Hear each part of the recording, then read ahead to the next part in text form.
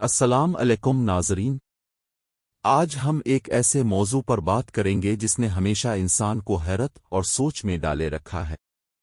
یہ موضوع ہے کائنات کی تخلیق، دنیا کب بنی اور حضرت آدم علیہ السلام سے پہلے زمین پر کیا تھا۔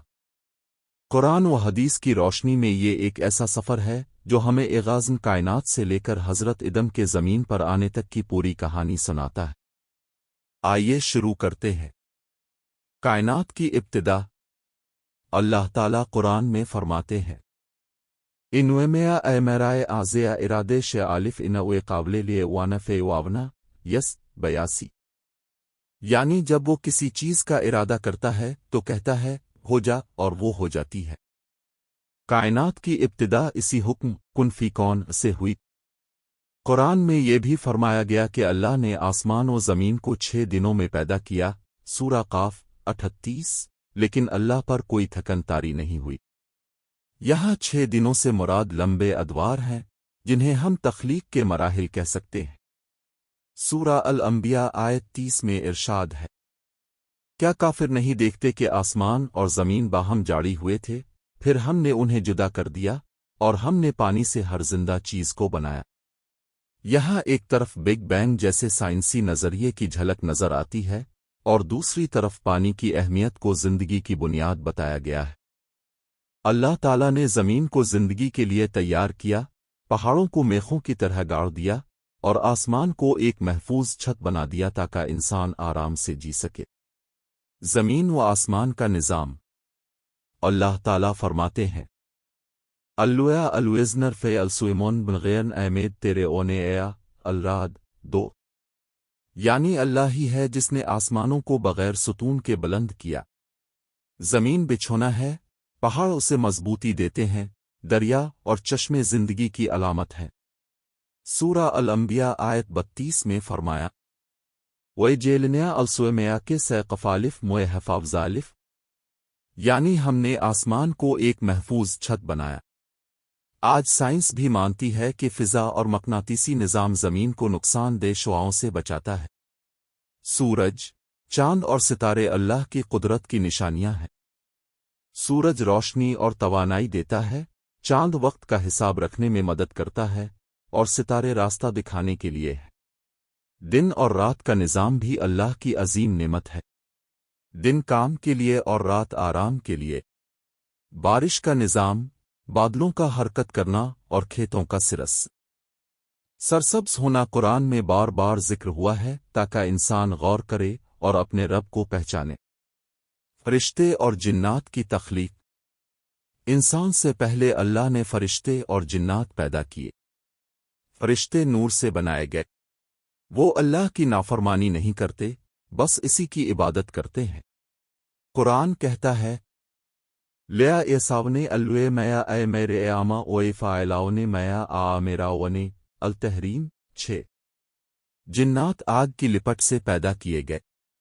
وَإِ خِلِقَ الْجِنِّ نَمْوَيَانْجْ مُنَّنْوَيَار الرحمن 15۔ جنات کو آزادی ملی جیسے انسان کو کہ وہ نیک بھی ہو سکتے ہیں اور بد بھی۔ حضرت آدم سے پہلے زمین پر انہی کا قبضہ تھا، لیکن جنات نے زمین پر فساد برپا کیا، خون بہایا اور ظلم کیا۔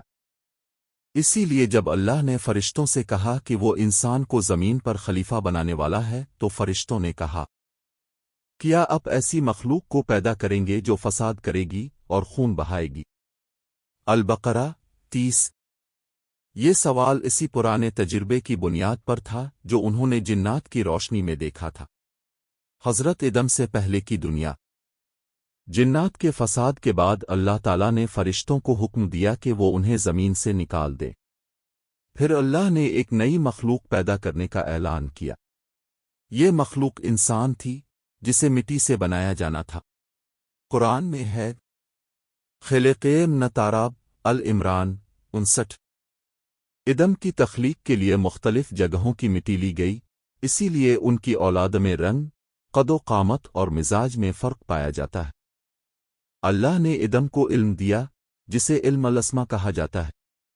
یہ وہ علم تھا جس سے فرشتے عاجز آ گئے اور یوں آدم کی فضیلت ثابت ہوئی۔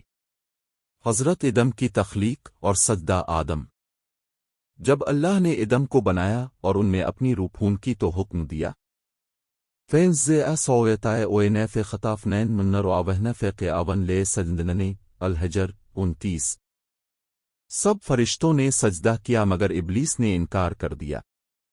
اس نے کہا میں آگ سے پیدا ہوا ہوں اور یہ مٹی سے، میں اس سے بہتر ہوں۔ یہ تکبر اس کی بربادی کا سبب بنا۔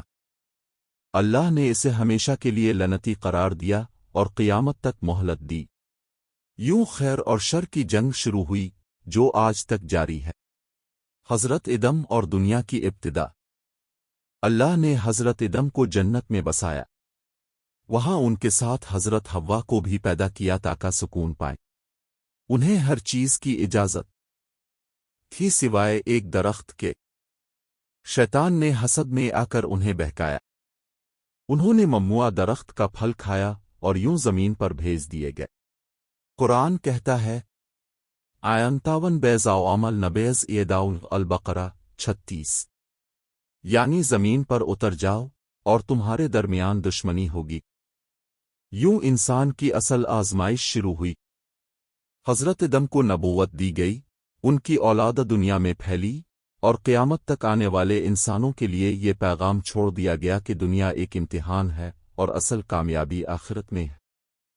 اختتامیہ ناظرین، یہ تھی کائنات کی تخلیق کی کہانی قرآن کی روشنی میں۔